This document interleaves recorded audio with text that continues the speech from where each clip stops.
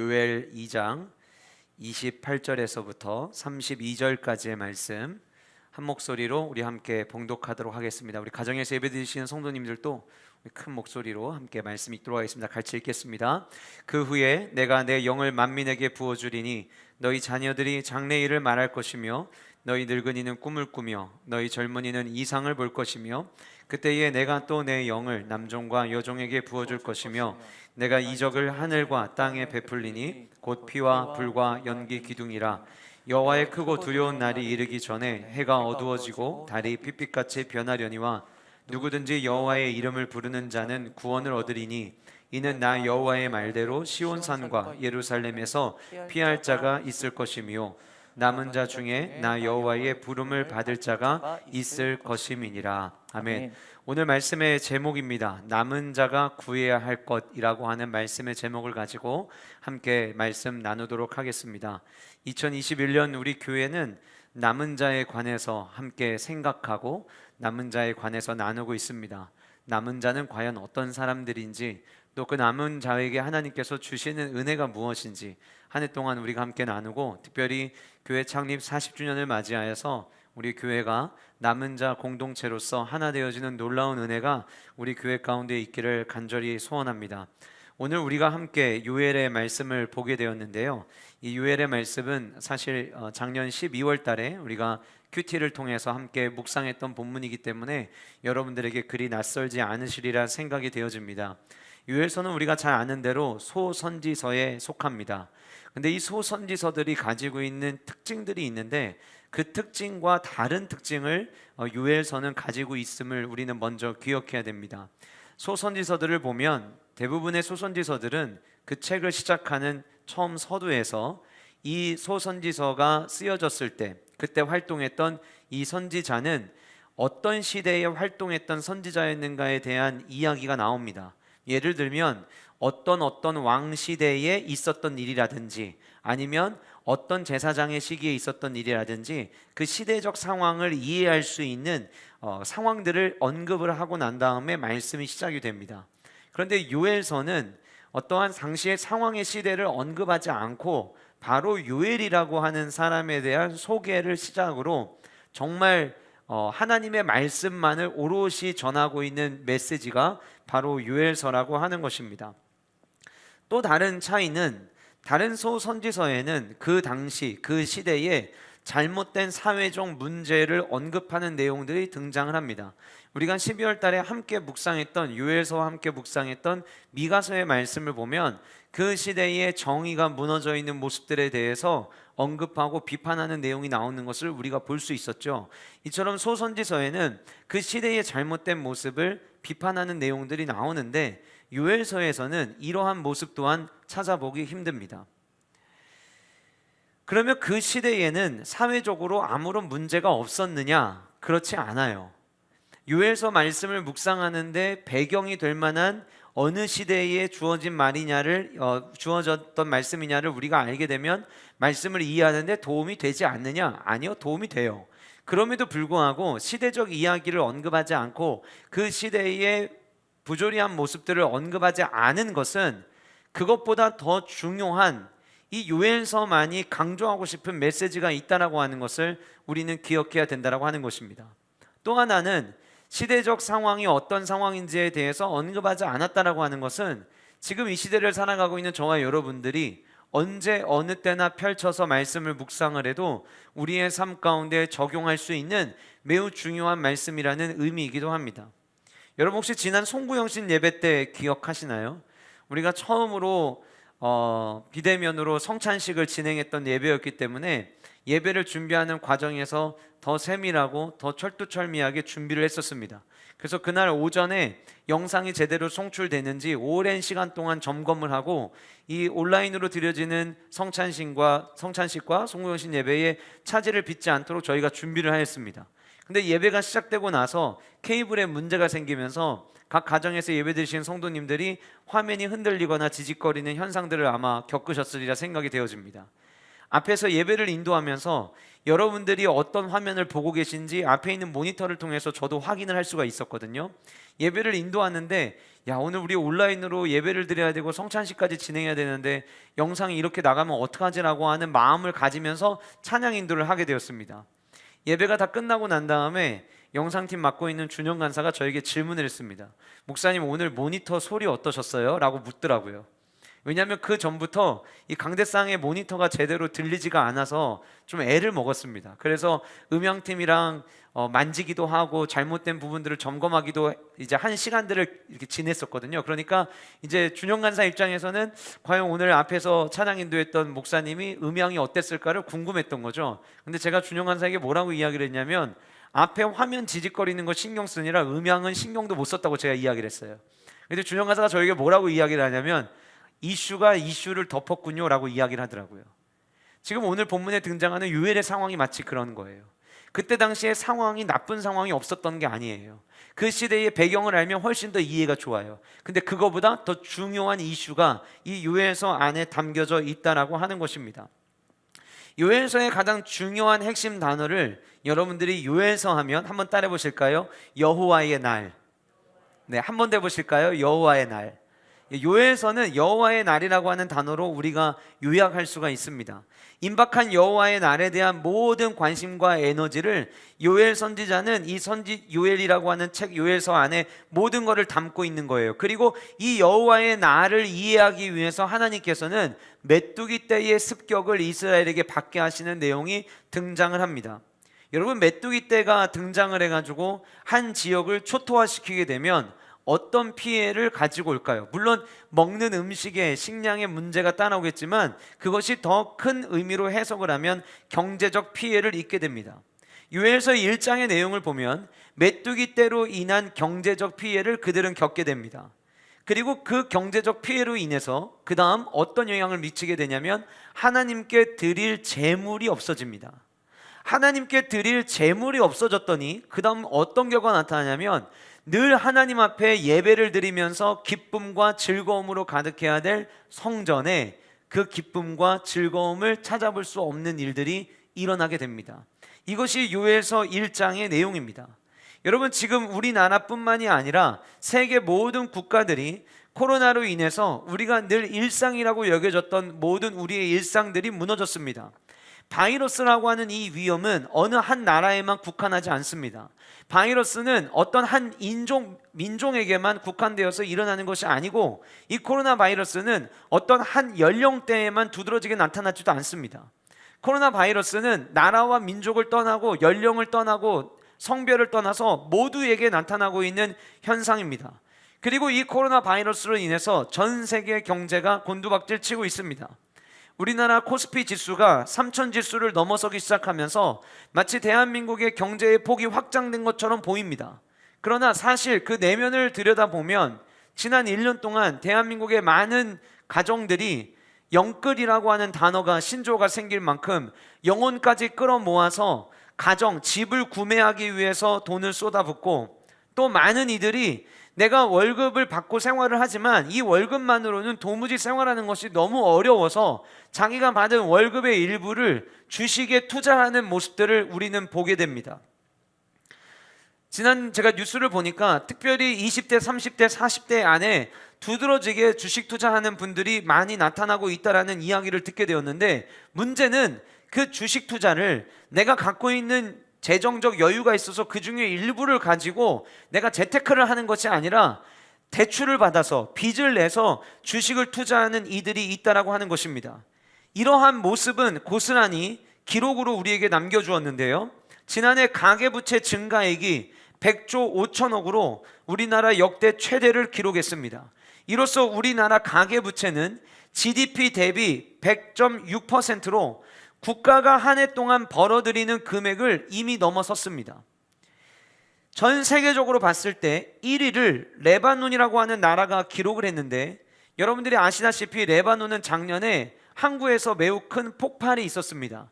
그 폭발로 인해서 레바논의 경제의 30%의 손해를 보았다라고 뉴스가 보도되었습니다. 그러면 레바논은 사실상 이 순위에서, 부채가 늘어난 수위에서 제외를 해야 되는데 레바논을 제외하고 나면 그 다음 가계부채 세계 1위가 대한민국이었습니다. 경제적 위기만 우리에게 일어나고 있나요? 경제적 위기가 일어나면서 우리가 하나님 앞에 예배하는 것까지 우리는 지금 위기를 경험하고 있습니다. 이제 내일 새벽부터 20%로 현장 예배 인원 조정이 돼서 우리 교회의 성도님들의 경우에는 모두가 함께 성전에 나와서 예배할 수 있는 환경이 열리기는 하였지만, 그러나 우리가 이 코로나로 인하여서 함께 예배하는, 또 예배할 때 주어지는 기쁨과 즐거움을 우리 또한 지금 잊고 지내고 있는 것은 아닌지 우리들의 모습을 돌아볼 필요가 있습니다. 그럼 우리가 질문을 해봐야겠죠. 하나님은 요엘서에 있는 이 말씀을 통해서, 메뚜기 떼를 통해서 단순히 경제적 타격을 그들에게 주기 위한 것이 목적이었느냐? 그렇지 않다라고 하는 것입니다. 하나님은 메뚜기 떼를 통해 이들을 왜 공포로 몰아넣으셨느냐? 하나님은 어떠한 일을 진행하실 때에는 반드시 목적을 가지고 하십니다. 눈에 보이는 그 자체가 목적이 아니라 그 눈에 보이는 뒤에 숨겨져 있는 목적이 있다고 하는 것이죠. 메뚜기 재앙을 통해서 메뚜기 떼의 습격을 받은 이들이 경험한 것이 있어요. 그게 뭐냐면, 야, 메뚜기 떼 정말 무서운 거구나라고 하는 생각이에요. 이미 아까 말씀드린 것처럼 요엘서 1장에는 메뚜기 떼에 대한 피해를 고스란히 전해주고 있습니다. 메뚜기 떼가 한번 앉으면은요 완전히 초토화가 되는 거예요. 작년에 아프리카의 한 지역에 메뚜기 떼가 계속 앉아서 그 나라가 앞으로 3년 동안 먹을 양식의 위기를 맞이했다라는 뉴스를 본 적이 있습니다. 그야말로 초토화를 경험을 하는 거죠. 우리가 메뚜기 떼를 가지고 이야기를 할 때 뭐라고 이름을 붙이냐면 메뚜기 재앙이라고 붙입니다. 어떠한 사건으로 인해서 많은 어려움을 겪게 될 때 우리는 재앙이라고 붙이죠. 근데 우리가 지금 이 재앙을 마주하고 있습니다. 우리가 코로나 바이러스의 뒤에 재앙이라는 말을 너도 할 거 없이 붙입니다. 어르신들이 이렇게 이야기합니다. 살다 이런 경우를 경험해 본 적이 없다고 말씀하십니다. 지금 우리가 살아가는 이 시대는 마치 이 조그만한, 어찌 보면 이 코로나 바이러스라고 하는 바이러스 너무 무섭게 느껴지죠. 그런데 사실 이 코로나 바이러스의 더 무서운 거는 계속해서 변이된 바이러스들이 나타나기 시작을 하면서 백신을 만드는 모더나의 회장 CEO는 앞으로 전 세계에서 코로나가 없어지지 않을 거라고 이야기할 만큼 우리는 지금 재앙의 한복판을 걸어가고 있습니다. 그런데 우리가 이 재앙을 통과할 때 생각해야 될 것이 있다는 거예요. 무엇이냐면 이 땅에 잠시 임하고 있는 이 재앙도 우리에게 이렇게 많은 위기를 주는데 마지막 날 임할 그 여호와의 날에는 과연 어떻겠느냐라고 하는 거예요. 하나님이 이스라엘 백성들에게 메뚜기 떼를 보내심으로 말미암아 이들을 깨우기를 원하셨던 것은 무엇이냐면 이 메뚜기 떼의 재앙을 통해서 마지막 주님 오시는 날, 그 마지막 심판의 날, 그 마지막 여호와의 날 과연 어떻겠느냐? 그러면 그 마지막의 날을 어떻게 준비할 것이냐에 대한 질문을 모든 이들에게 던지고 있는 것입니다. 우리 역시 마찬가지입니다. 코로나19로 인해서 성도들 가운데 그저 교회에 나오고 출석만 하던 이들 가운데 교회를 떠나거나 아니면 이제 코로나 바이러스가 끝나고 나서 현장 예배로 복귀를 가능한다 할지라도 대한민국 성도들 가운데 25%가 나는 이 이후에도 교회 가서 예배드리지 않고 온라인으로만 예배드리겠다고 응답했다고 합니다. 어찌 보면 주님은 마지막 날 알곡과 쭉정이를 가르친다고 했는데 주님이 마지막 날 임하기 이전에 이미 알곡과 쭉정이가 갈라지는 것은 아닌지라는 생각이 들게 됩니다. 우리는 이 재앙의 시기를 마주하면서 단순히 지금 이 상황에 내게 주어진 이 경제적 위기, 이 상황의 위기를 어떻게 극복할 것인가만을 놓고 우리가 고민할 것이 아니라 성도라면 주님 오실 날이 멀지 않은 이때에 우리는 마지막 주님을 뵙기 위하여 어떠한 준비를 해야 하는가? 우리는 성도로서 어떻게 남은 자로 끝까지 서 있어야 할 것인가? 이 부분에 대해서 우리는 관심을 가져야 한다라고 하는 것입니다. 요엘서는 1장 1절에서부터 2장 17절까지 여호와의 날에 대해서 무서운 하나님의 심판의 날로 묘사를 합니다. 그런데 웬일인지 요엘서 2장 18절부터 마지막에는 그 여호와의 날이 은혜의 날이요 구원의 날로 소개를 합니다. 무슨 이야기일까요? 누군가에게는 여호와의 날이 심판의 날이 되겠지만 누군가에게는 여호와의 날이 기쁨의 날이요 구원의 날이라고 하는 것입니다.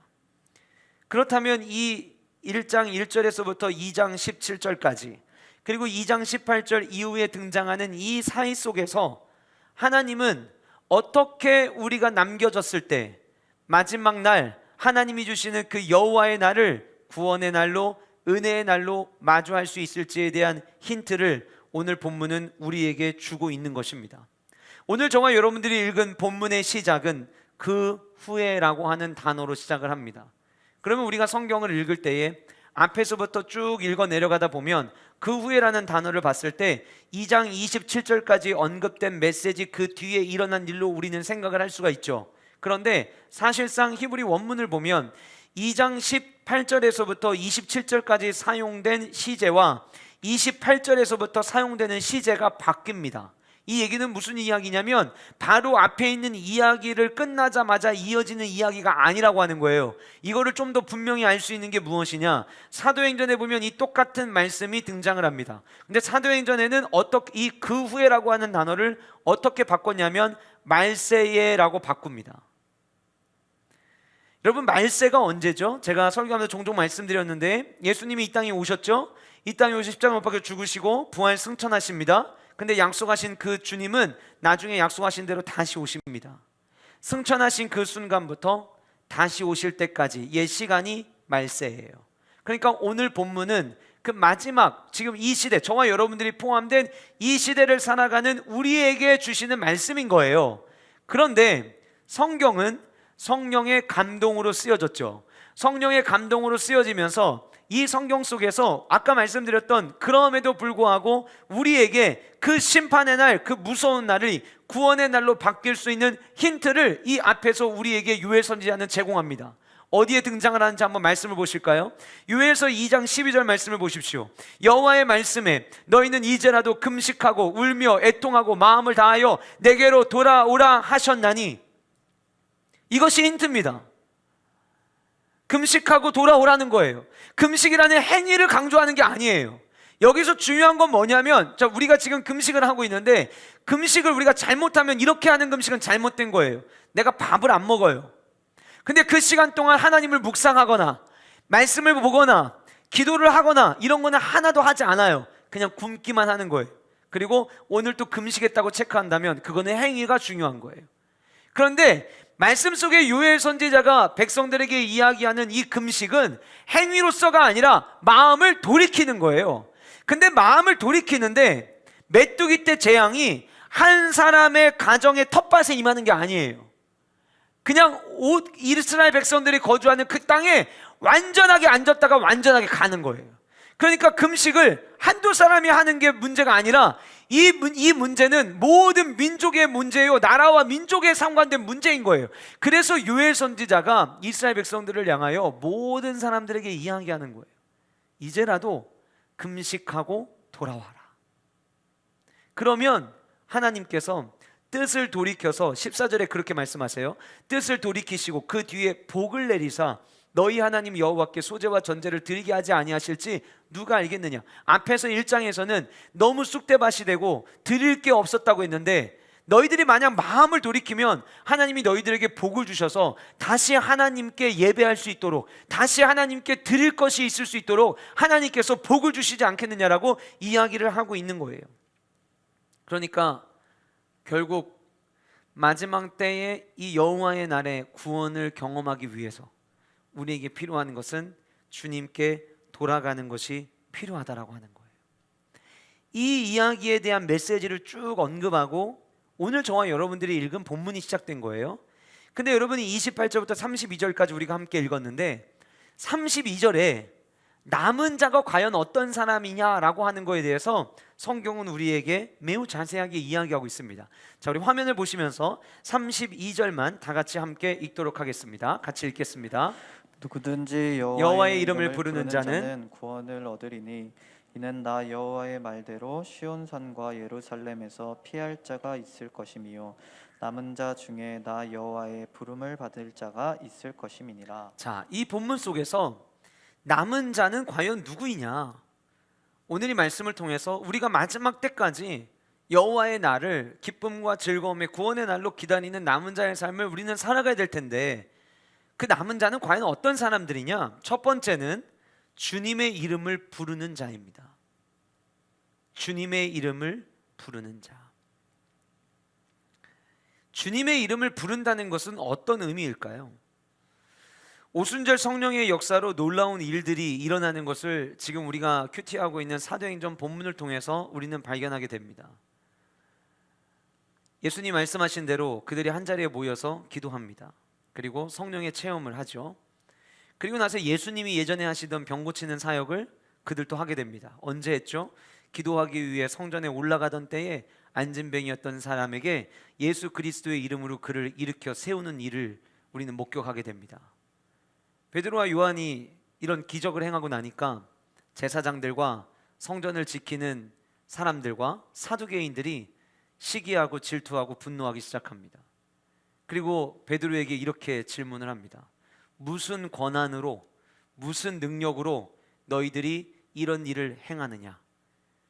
그때 베드로가 뭐라고 이야기를 하냐면, 이 사람을 일어서게 한 것, 이 사람을 낫게 한 것, 이것은 바로 예수 그리스도의 이름으로 한 일이라고 베드로가 이야기합니다. 그러면서 사도행전 4장 12절에 성령이 충만했던 베드로가 너희가 십자가에 못 박고 하나님이 죽은 자 가운데 살리신 나사렛 예수의 이름으로 이러한 일들이 일어나고 있다고 말하고 난 뒤에 이어서 이렇게 이야기합니다. 예수 그리스도 외에 다른 이름으로 구원을 받을 수가 없다.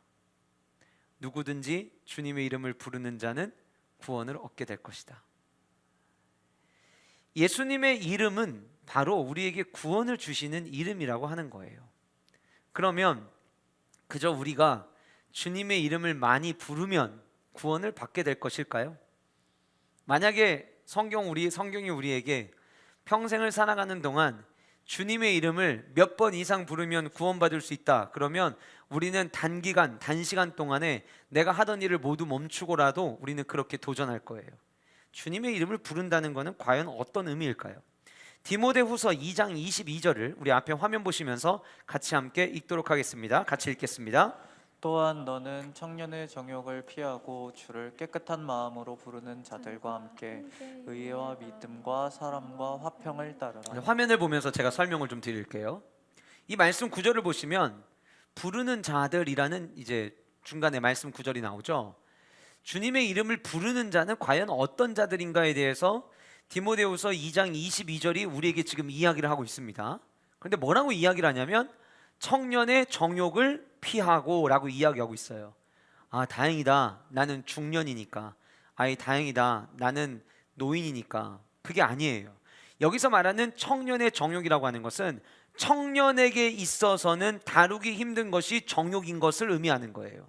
그러면 만약에 저와 여러분들이 살아가는 동안 내가 하나님 외에 다른 것을 통해서 쾌락을 즐기거나 다른 것을 통해서 뭔가 기쁨을 누리려고 한다면, 그런데 그것이 성경적이지 않다면 주님의 이름을 부르는 자들은 그것을 피할 줄 알아야 된다고 하는 거예요.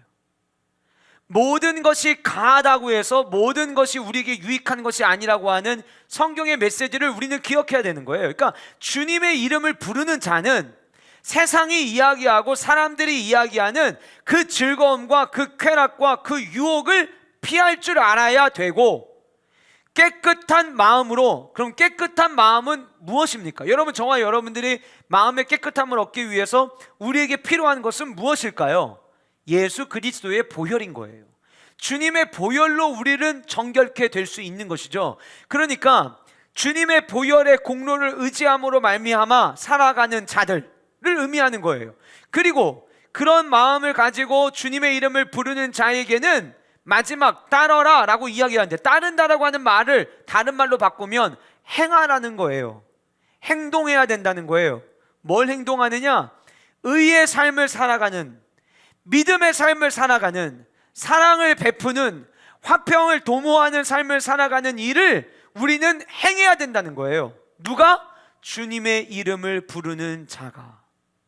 그러면 여러분, 주님의 이름을 부른다라고 하는 것이 결국 어떤 의미가 될까요? 예수 그리스도의 보혈로 온전한 회개를 경험하고 그런데 회개가 죄의 항목을 나열하는 것이 아니라 내가 방향을 돌이켜서 우리가 입술로 하나님 앞에 하나님 내 안에 이런 죄가 있습니다, 제가 이것을 잘못했습니다 라고 말하는 것은 죄의 회개의 시작은 될 수 있어요. 그러나 그것이 회개의 전부가 되지는 않아요. 화면을 바꿔주시기 바랍니다. 전부가 되지는 않아요. 내가 하나님 앞에 회개를 시작할 때, 하나님 내가 말씀을 듣고 나니 내 삶에 이런 것들이 잘못됐다는 걸 제가 깨달았습니다. 그 고백이 회개의 시작이 될 수는 있지만 전부는 아니에요. 진정한 회개는 내가 잘못했다고 고백했던 것에서부터 내 삶을 돌이키는 거예요. 그리고 그 돌이킨 자의 삶에는 그 회개에 합당한 열매가 맺어야만 하는 것이죠. 그게 디모데후서 2장 22절에서는 의와 사랑과 화평이라고 이야기하고 있는 거예요. 여러분, 우리가 잘 아는 대로 예수님께서는 마태복음 7장 21절에서 이렇게 말씀하십니다. 나더러 주여 주여 하는 자마다 다 천국에 들어가는 것이 아니라, 주님의 이름을 부른다고 다 천국에 들어가는 게 아니라는 거예요. 그 다음 뭐라고 말씀하십니까? 아버지의 뜻대로 행하는 자라야 천국에 들어갈 수 있다. 그랬더니 그 말에 발끈한 사람들이 이렇게 이야기합니다. 아니, 주님, 우리가 하나님의 일을 위해서, 하나님의 나라를 위해서 얼마나 많은 일을 했는데요, 얼마나 많은 기적을 베풀었는데요, 이야기를 해요. 뭐 얘기하는 거냐면, 하나님 서운하네요. 제가 그동안 얼마나 교회를 위해서 많이 일을 했는데요, 제가 그동안 얼마나 많이 헌금을 했는데요, 근데 어떻게 이러실 수 있어요? 그렇게 이야기하는 이들을 향해서 주님께서 이렇게 말씀하십니다. 불법을 행하는 자라고. 불법을 행한다는 말이 뭐예요? 말씀대로 살지 않는 자라고 이야기하는 거예요. 자, 그러면 보세요. 주님의 이름을 부르는 자는 말씀대로 순종하기 위해 애쓰는 삶을 사는 자들이에요. 주님의 이름을 부르는 자는 예수 그리스도의 보혈만이 나를 죄에서 깨끗게 할 수 있다는 믿음을 가지고 살아가는 자들인 거예요. 그리고 성경은 그렇게 주님의 이름을 부르는 자, 온전한 회개의 삶을 살아가는 자들이 마지막 남은 자라고 이야기하고 있는 것입니다. 사랑하는 성도 여러분, 저와 여러분들 모두가 예수 그리스도의 보혈을 의지하고 주님의 그 보혈의 공로로 인하여서 날마다 회개에 합당한 열매를 맺으며 살아갈 수 있는 은혜가 저와 여러분들 안에 있기를 주님의 이름으로 축복합니다. 두 번째로, 남은 자는 어떤 사람들이냐? 남은 자는 주님께 피하는 자입니다. 주님께 피하는 자.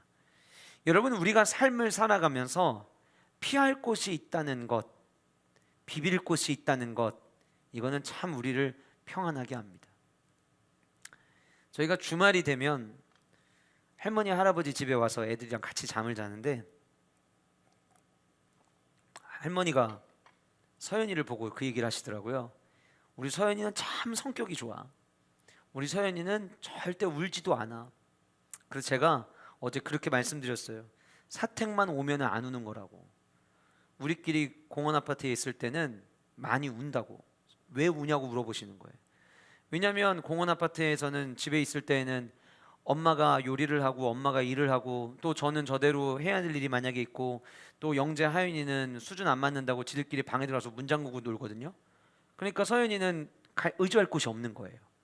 그러니까 엄마 옆에 와가지고 밥을 하고 있는 엄마의 바지를 붙잡고 계속 징징거리고 우는 일들이 집에서 굉장히 많아요. 근데 할머니 할아버지 집에 오면 할아버지 있죠, 할머니 있죠, 고모 있죠, 오빠랑 언니가 방에 들어가서 놀아도 오빠 언니 아니어도 자기가 기댈 곳이 많은 거예요. 그러니까 마음에 평안함이 있는 거예요. 여러분, 제가 가만히 생각을 해보니까 스스로 목숨을 끊는 일들이 일어나는 분들을 보면, 아, 내가 지금 어떤 어려운 문제를 만났는데 이 문제를 도와줄 사람 없고 이 문제에 있어서 내가 피할 곳이 없다라고 생각하는 분들이 스스로 목숨을 끊는 것 같아요. 우리가 잘 아는, 집에 있었지만 부모라는 울타리에 피하기는커녕 오히려 집에 있는 것이 무서웠을 한 아이가 있었죠. 정인이라는 아이입니다. 이 정인이라는 아이가 어린이집에서 생활하는 모습이 이제 CCTV가 공개가 되었고, 이 CCTV가 공개되면서 소아과 전문의가 이 정인이의 모습을 오랫동안 관찰을 하고 난 다음에 이 정인이의 상태가 어떤 상태였는지를 이야기해 주는 것을 제가 보게 되었어요. 그때 이 소아과 전문의가 뭐라고 이야기를 하냐면 의학적으로 이러한 현상을 아파틱이라고 하는데, 이 아파틱이라고 하는 것은 원래 그 정인이 나이 또래의 아이라면 아프거나 뭔가 어려움이 있으면 반응을 보여야 되는데, 그 영상 속의 정인이는 거의 표정이 없어요. 그리고 그냥 우두커니 앉아있는 모습이 그 어린이집 CCTV에서 자주 보여집니다. 어린이집에서 한 번도 자기 발로 걸어서 움직이지 못하던 아이가, 그리고 얼굴에 무표정한 상태로 계속 있던 이 아이가 아빠가 데리러 왔을 때 갑자기 일어나서 아빠한테 걸어가요. 이 모습을 관찰한 소아과 전문의는 이 아이가 정말 안에서는 여전히 고통이 있는데 이 고통을 무릅쓰고 나 아무렇지도 않아요, 나 오늘 또 잘 지냈어요를 마치 말하듯이 아빠에게 걸어갔다고 이야기를 하더라고요. 아빠에게 안긴 이 아이는 고개를 떨굽니다.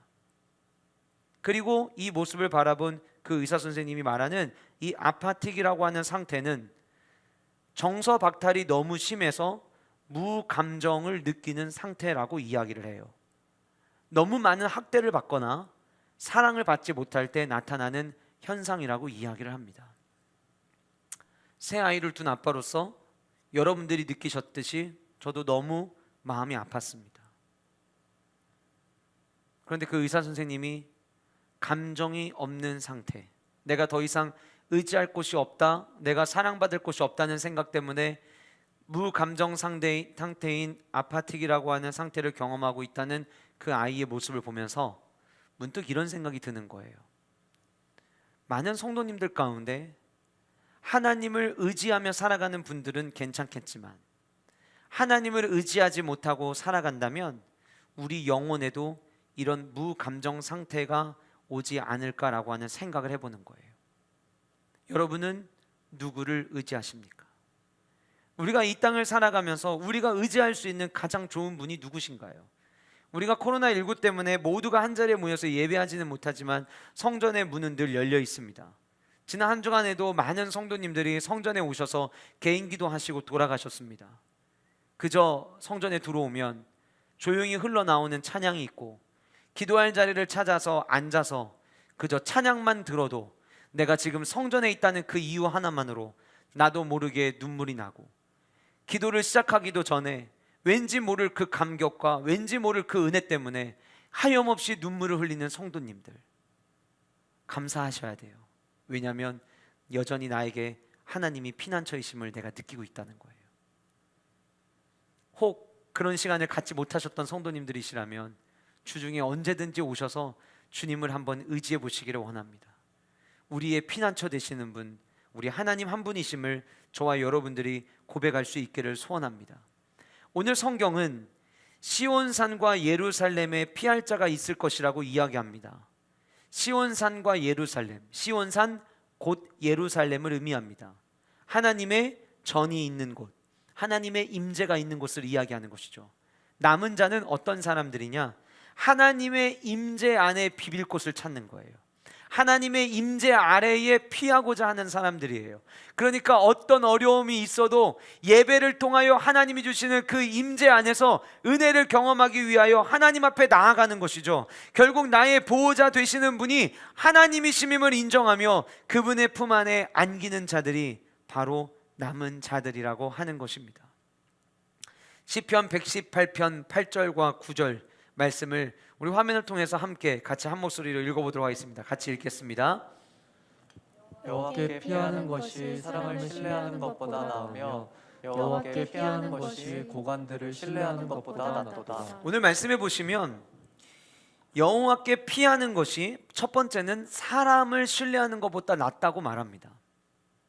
근데 그 다음에는 여호와께 피하는 것이, 앞에서 언급한 그 사람은 약간 평등한 위치를 이야기했다면 고관들, 더 높은 곳에 있는 사람, 더 많은 힘을 갖고 있는 사람, 때로는 권력을 갖고 있고 명예를 가지고 있는 사람들을 의미할 거예요.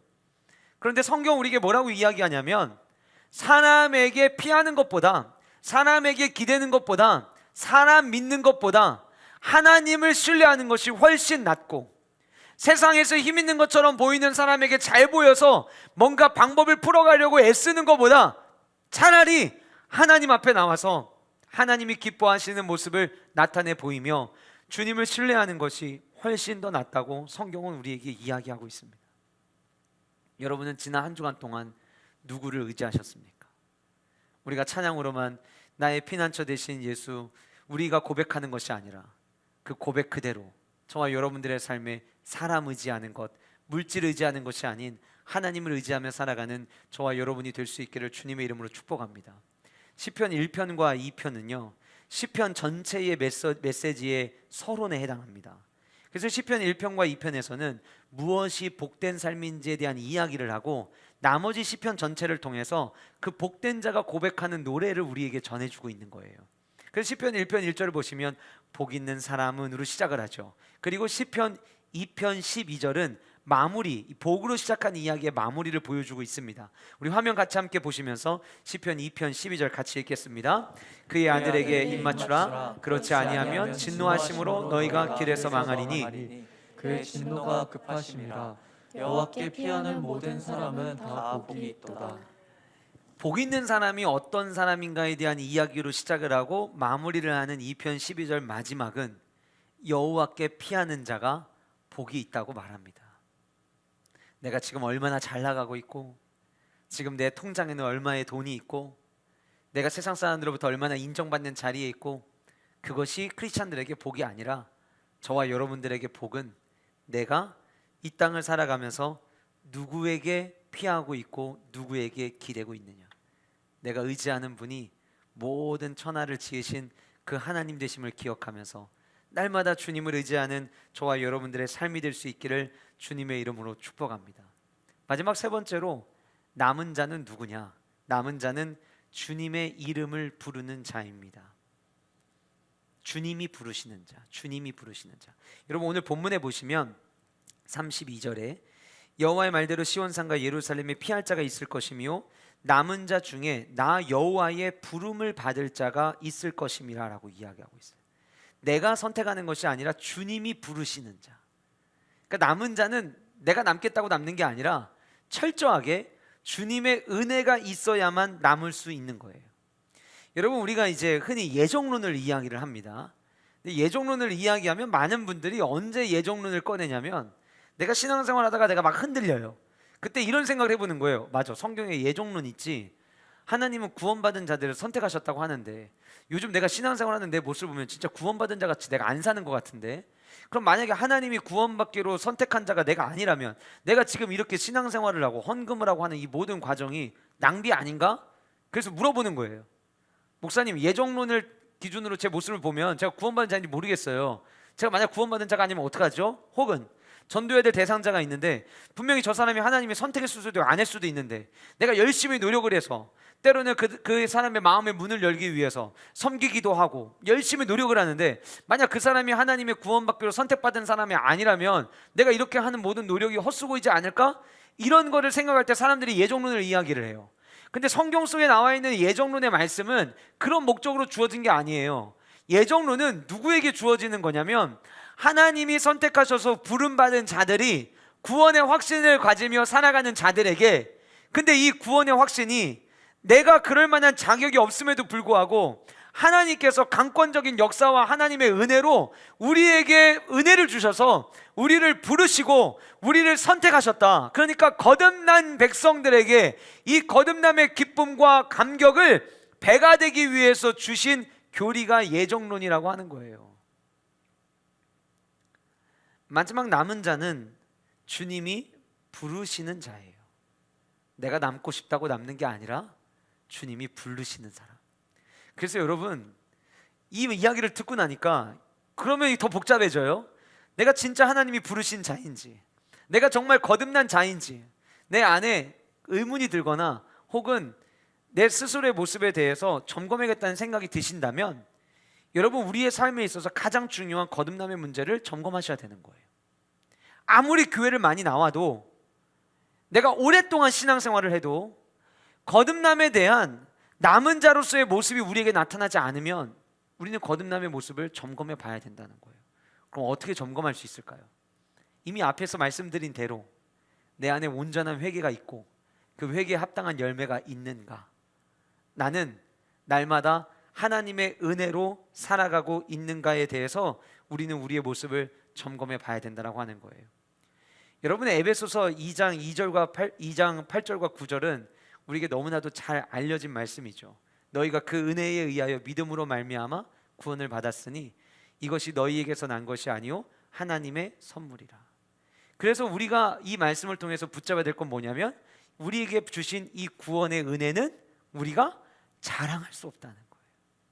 하나님의 부르심을 받은 자들에게 나타나는 특징이 뭐냐면 더 겸손해진다라고 하는 거예요. 왜요?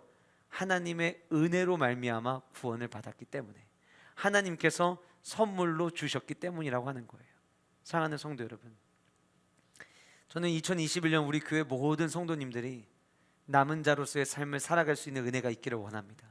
이를 위해서 아직 구원의 확신이 없는 분들, 그 어느 때보다도 복음 앞에, 십자가 앞에 나아가심으로 말미암아 거듭남의 확신을 가지고 행복하게 신앙생활 하시는 세종왕의 모든 성도님들이 되시기를 주님의 이름으로 축복합니다.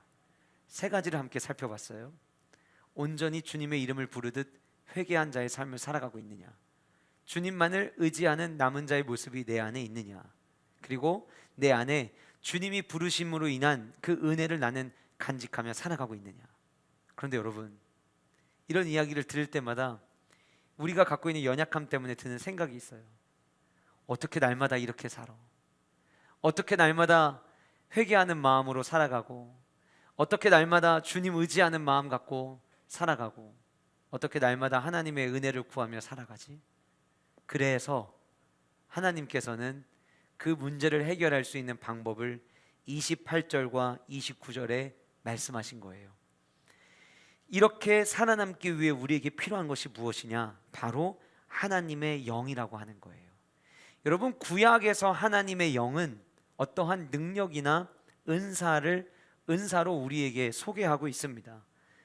그 능력이나 은사를 받은 자들은 하나님께서 맡겨주신 사명을 향해 달려가고 있음을 구약의 말씀은 우리에게 보여줍니다. 이는 신약에서도 동일하게 나타납니다. 마가의 다락방에서 성령을 경험하고 난 자들은 자기의 부르심을 향해, 소명을 향해 달려가는 모습을 보게 되는 것이죠. 그러니 그 후에 내가 내 영을 만민에게 부어주신다라고 이야기했을 때, 앞에서 이야기한 남은 자에게 필요한 그 세 가지의 모습과 그 사명자의 삶을 우리가 살아가기 위해서 반드시 필요한 것이 무엇이냐? 하나님의 영이라고 하는 거예요. 사도행전의 말씀 잠깐 다시 한번 언급한다면, 말세라고 이야기를 했죠.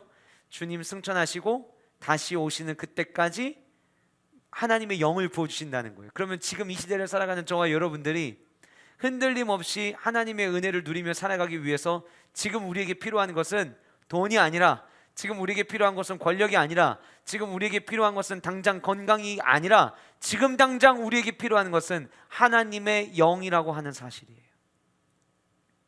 주님의 영. 그러면 왜 그 주님의 영이 우리에게 필요하냐? 그 주님의 영이 우리에게 부어질 때 하나님이 주시는 은혜가 있는데, 그 은혜가 무엇이냐? 이것만 살펴보고 오늘 말씀을 마무리 짓도록 하겠습니다.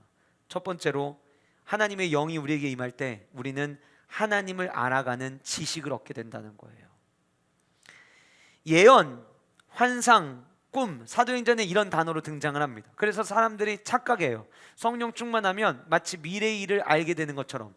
아이들이 수련회 할 때 되면 성도님들 가운데, 목사님 이번 수련회 특별히 우리 아이를 위해서 좀 기도 좀 해주세요. 왜요 집사님? 우리 애가 이제 고등학교 2학년인데 고등학교 3학년인데 아직도 진로를 결정하지 못했어요. 이번에 방언 받고 이번에 성령 충만해서 이 아이가 진로를 결정할 수 있었으면 좋겠어요. 왜 이런 반응들을 보이시냐면, 성경에 나오는 단어들이 마치 성령 충만하면 미래에 뭘 해야 되면 좋을지를 알게 하시는 것처럼 생각을 하는 거예요. 만약 이렇게 되면 성령 충만이 우리에게 왜 필요하냐? 성령 충만하면 미리 오를 주식이 뭔지 내다보고, 성령 충만하면 땅이 오를 만한 가치를 미리 볼 수 있는 이런 능력이라는 거예요. 그러나 성령의 충만함은 그러지 않아요. 성령의 은혜를 통해서 언급된 예언, 환상, 꿈, 구약에 나타나는 이상이라고 하는 이 모든 단어들은 성경에서 하나님을 아는 지식과 연관이 있다고 이야기를 합니다. 다시 말씀드리면, 하나님의 영이 주어짐으로 말미암아 비로소 하나님이 누구신지 우리는 발견하게 된다는 거예요. 오순절 마가의 다락방에 성령을 경험하고 난 다음에 베드로가 설교를 시작합니다. 근데 그의 설교는 하나님이 누구신지에 대해서 담대하게 전합니다. 하나님의 영이 부어지면 하나님이 누구신지 알게 되는 지혜가 우리에게 주어지는 거예요. 하나님이 누구신지 알잖아요. 그럼 어떤 현상이 나타나는 줄 아세요? 세상 속에 담대해집니다. 담대해지는 것에서 멈추지 않아요. 주변에 예수 그리스도에 대해서 들어야 될 사람에게 우리는 복음을 전하는 전도자의 삶을 살아가게 되는 거예요. 저는 우리 세종왕의 모든 성도님들이 2021년 예배를 통하여 또 소그룹을 통하여 성령의 충만함을 경험하시는 은혜가 있기를 간절히 소원합니다. 그래서 우리 모든 성도님들마다 2020년보다 2021년 하나님에 대해서 더 많이 아시는 놀라운 은혜가 있기를 주님의 이름으로 축복합니다. 많은 이들은요, 하나님에 대한 지식으로 무엇이 옳은지 그른지 판단하지 않아요.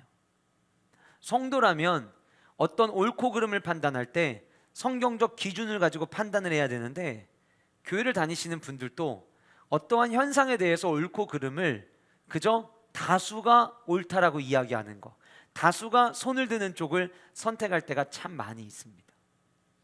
그런데 여러분, 다수가 다 옳은가요? 출애굽기 23장 2절 말씀 보면 이런 말씀이 있습니다. 다수를 따라 악을 행하지 말며 송사의 다수를 따라 부당한 증언을 하지 말어라. 다수가 다 옳지 않다는 거예요. 신약에서 예수님께서 마태복음 7장 13절에 이렇게 말씀하십니다. 좁은 문으로 들어가라. 멸망으로 인도하는 문은 크고 그 길이 넓어 그리로 들어가는 자가 많고 생명으로 인도하는 문은 좁고 길이 협착하여 찾는 자가 적음이라. 무슨 이야기입니까? 다수가 선택하는 곳이 옳은 것이 아니라 생명이 있고 진리가 있는 곳이 옳은 길이라고 하는 거예요. 성도는요, 하나님에 대한 지식이 충만해짐으로 말미암아 세상을 바라볼 때 무엇이 옳은지 그른지 판단할 줄 아는 삶을 살아야 된다고 하는 것입니다. 지금 우리가 살아가는 세상은요, 옳고 그름이 너무 분명하지 않은 시대입니다. 그러기에 우리 안에 성령의 충만함으로 분별할 수 있는 지혜가 더 많이 세워져 갈 수 있기를 주님의 이름으로 축복합니다. 마지막으로, 하나님의 영을 받을 때 우리에게 주어지는 은혜는 하나 되는 은혜입니다. 모든 벽을 허물어 주시는 은혜입니다. 오늘 말씀 보시면 자녀들, 너희 늙은이, 너희의 젊은이, 29절에는 남종, 여종 이렇게 언급이 됩니다. 이 여종이라고 하는 단어가 히브리에서 시프카와 아다라고 하는 두 개의 단어가 있는데, 오늘 이 본문에서는 시프카라고 하는 단어를 씁니다. 시프카라고 하는 단어는 어떤 의미냐면, 당시에 이 노예 제도가 있을 때에 주인이 있고 종이 있잖아요. 그러면 그 종 가운데서도 주인 바로 옆에서 수발을 드는 종이 있어요. 그런데 여러 종을 거느리는 사람의 경우에는 1년을 지나도 주인 얼굴을 한 번도 볼 수 없는 저 멀리 떨어져 있는 종들도 있어요. 그 멀리 떨어져 있는 종이 시프카예요. 근데 오늘 본문이 그 시프카라고 하는 단어를 쓰고 있다는 거예요. 무슨 이야기입니까? 종이라 할지라도 가까이에 있는 사람이 있고 멀리 있는 사람이 있고 빈부의 격차가 있을 수도 있고 남자일 수도 있고 여자일 수도 있고 연령이 다를 수도 있겠지만, 그러나 성령 하나님은 그 모든 사람들을 하나로 묶어주신다는 거예요.